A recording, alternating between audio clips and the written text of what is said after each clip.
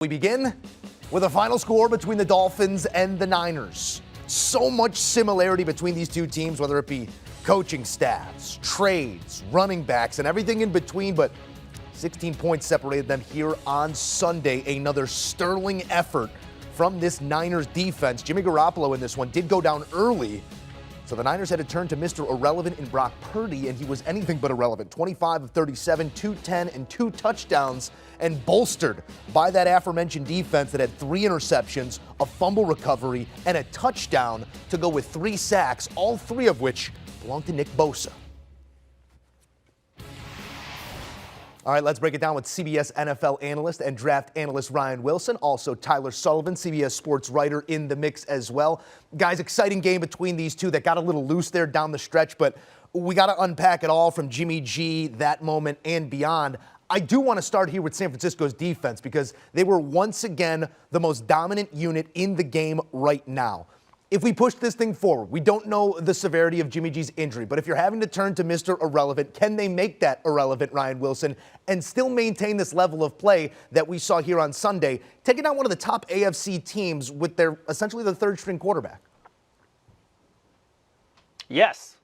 Next question. Gotcha. I mean, it feels like the way that Brock Purdy played is it's a lot like what we saw with Nick Mullins in years past, right? Kyle Shanahan's system fits a lot of different players, whether they're quarterbacks or running backs or even sort of dual position threats like Deebo Samuel. But I think the larger point, you hit on it, Joe, is that this defense is legit. And this defense solves a lot of problems when offensively you don't have all your players out there. Maybe they go down with injury or whatever. And in this case, Brock Purdy came on and looked a lot like Jimmy Garoppolo.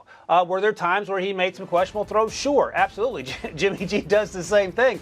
But here's the thing, and you mentioned he was Mr. Irrelevant, the last guy drafted with the final pick in last spring's draft. You go back 2 years and watch him at Iowa State, he's a completely different player. We're talking about him as a top 150 guy, so he has the ability. He just struggled late in his career at Iowa State. We saw the good of Brock Purdy, and it helps to have the running game with Christian McCaffrey. It helps to have Deebo Samuel. It helps to have Brandon Ayuk, and more importantly, it helps to have that defense, as you mentioned, that shined with 3 Bosa sacks and made that Dolphins team look like a Dolphins team from 5 or 6 years ago that struggled to win football games. You know, as Brian was talking, I was trying to come up with a Purdy pun, but it just didn't come together there. But ultimately, you do think that this team is capable of exceeding expectations with Brock Purdy under center because of that defense. And more importantly, too, I do think because it's Kyle Shanahan running the show, I have a little bit more confidence that this team would be able to withstand that type of an injury if Jimmy Garoppolo is set to miss some time here, and they do have to look to Purdy for the foreseeable future. But ultimately, you would feel much more confident, obviously, with Jimmy Garoppolo, a guy that's taken you to a Super Bowl, taking you to an NFC title game, going into the postseason if he's fully healthy, because this team, this defense, is capable of winning a Super Bowl. That's how dominant this defense is, pass rush, secondary, all 3 levels. They are able to really shut you down. I mean, we talk about the Dolphins offense as one of the best in the NFL. When Tua was starting and when he's been playing in all these games, they're averaging around 30 points a game. They were held to 17 today. That is impressive on a multitude of levels because you're not only shutting down Tua Tagovailoa and keeping that team out of the red zone, but you're slowing down the likes of Jalen Waddle, who again was banged up in this game, and Tyreek Hill is going to get his. But ultimately, this team is able to disrupt the quarterback, and that's the biggest thing here. So a little bit concerning from the Dolphins standpoint because they've had an easy schedule over the last few months here, over this winning streak. You're playing teams that were at 500 or under 500. Pittsburgh, Detroit, Chicago, Cleveland, Houston. This was going to be the big test, how this offense was going to translate going on the road against a top-tier defense like San Francisco. It didn't really pass the test today, and so that's a little bit concerning when you're looking at them as a legitimate Super Bowl contender, a legitimate threat in the AFC going forward. Let's talk about the offensive side of the ball here for the Dolphins, specifically Tua Tagovailoa, who was 18 of 33 for 295, 2 touchdowns, 2 interceptions, but I think most notably looked like he might have had that tentativeness that we've seen him work out of his game over these last few weeks and throughout this season. Tyler, what did you make of Tua's performance here on Sunday?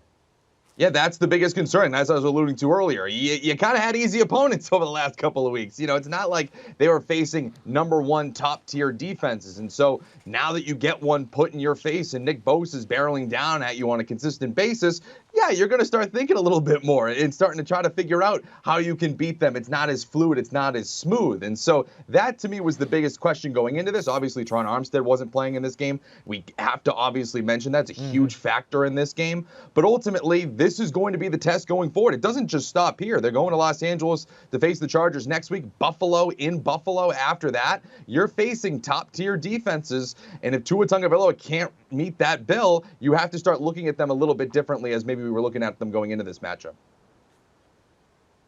Yeah, Teron Armstead should have his agent text the Chris Greer, the GM, and demand a raise right now, because it's quite clear that his loss was a huge one. But, Joe, you talked about Tua playing tentative, and what does Mike Tyson say? Everyone has a play until you get punched in the face. And in this case, Nick Bosa was doing the punching, and he kept doing it over and over again, and it showed up in terms of Tua not being as decisive as we've seen him over that stretch that Sully's mentioned in terms of those easy football games that the Dolphins won for the most part convincingly.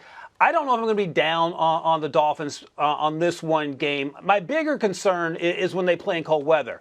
And Sully touched on the upcoming schedule. They have to go to Buffalo in 2 weeks, and then 4 weeks after that, they'll be in New England. And we'll see what the team looks like then. The running game will travel, even though it struggled a little bit today. Tua will be sharper. This was that you mentioned, Joe, this is the best defense they could possibly face all season. So it's a learning experience if nothing else. I think Mike McDaniel learned some things going back home where he was last year as the run game coordinator. But it's not a good showing from Tua. And these are the questions we had about Tua early in the season and obviously last season and before. And we'll see if it's a sort of a blip on the radar, a 1 week occurrence, or if this is a thing that he gets over, moves forward, or continues to struggle once the opposing defenses continue to get after him on the edge if Teron Armstead isn't back soon. Yeah, really unable to really stack up positive plays here on Sunday and move that ball down the field. The points came on 2 splash plays, one early, one out of the half, and it was not enough as San Francisco comes away with yet another win. Thank you, gentlemen.